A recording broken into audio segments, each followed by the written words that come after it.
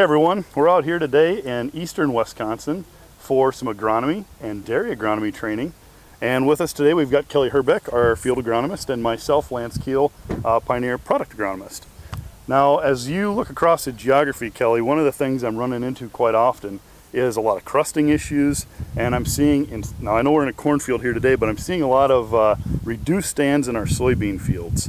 Can you talk to me a little bit about what may be, at what point do I have that conversation with a grower about replanting my soybeans? Yeah, you know, it really varies quite a bit by the health of the soybean stand. So you got to go out there and assess how even are you seeing those reductions? Is it across the whole field, or do you just have spots in the field? And what percentage of the field does that make up? I'm also looking at the health of the seedlings then too. So do we have plants that are there that are going to thrive, or do we have plants that are going to kind of peter out and eventually even become thinner? So the number that I'm looking at for kind of a cutoff would be around that 70, 80,000 plants. You know, you get below that, and now I'm going to start to question, do I need to replant it? Okay.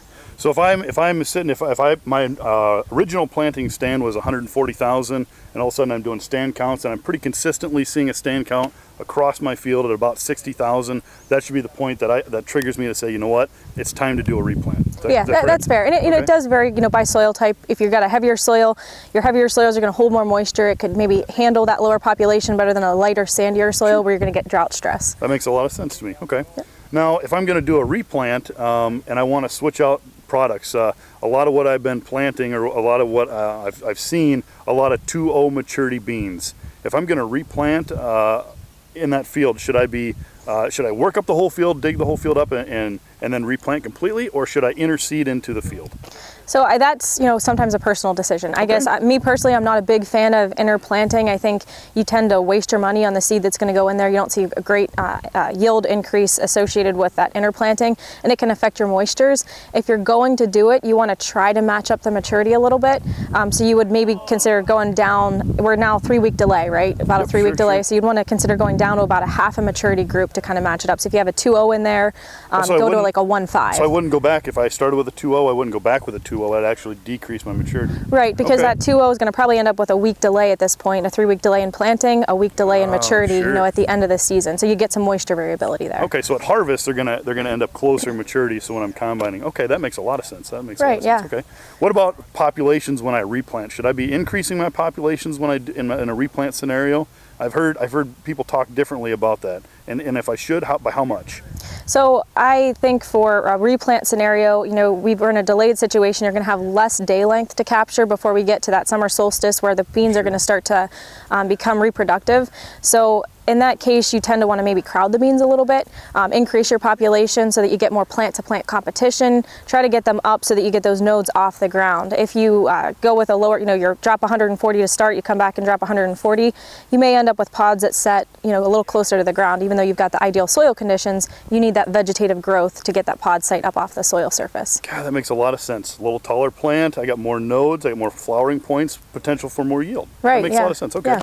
One of the other things, since we're in a cornfield here today, I'm seeing a lot of really uneven stands, just as a general rule across the geography. And just by our feet right here, here's a good example. We've got a few plants coming across. We've got 2 really late emergers. Can you talk to me about maybe some things that are causing those late emergers, or what we're seeing here? Yeah, so we had some early planting dates, and even some of those later planting dates, we still had quite a bit of soil temperature variation, air temperature variation, some cold periods that happened after planting. So we did see some stress emergence this year, and by that I mean just stress on the seedling, maybe a little corkscrewing before the plants emerged. I'm also finding quite a bit of plants that were maybe shallow seeded, and it looks like this one here may have been a little bit shallow with the depth, and also maybe hairpinned into residue. Those are all things that can kind of cause that unevenness in the stand. Other things that can happen are fertilizer injury, which damage that initial root system that come out, set the plants back, so you can have a little bit of that unevenness to the cornfield. So when they come up late like that, you'll have plant-to-plant competition and some yield associated with that. Okay, good. That makes a lot of sense. One other thing, since we're here, if you don't mind, right across the row, I'm seeing a purple corn plant now. It's like a safari out here, right? Yep. There's just a lot of things to see. Now, as I was driving down the road, actually 6 miles down the road from here, there's a field that from the road going, I could tell the entire field had a purple hue to it. Yep. Now what's going on there? So that's a tough one to look from the road. So if you see, a whole field looks kind of purple, it might be genetic, right? Because we have some genetics that just tend to have a purple color early in the season. I've seen that around. Yeah, and when you walk a plot, you can sometimes see that genetic variation. When you see maybe a strip through the field of purple leaf, we tend to see purple, we think phosphorus deficiency, right? Right. So that purple is typically coming, it can be phosphorus deficiency, but it can also be related to sugar production. So if the plant is producing sugars in the leaves, but it's not actively growing, the sugars will start to accumulate in the leaf tissue.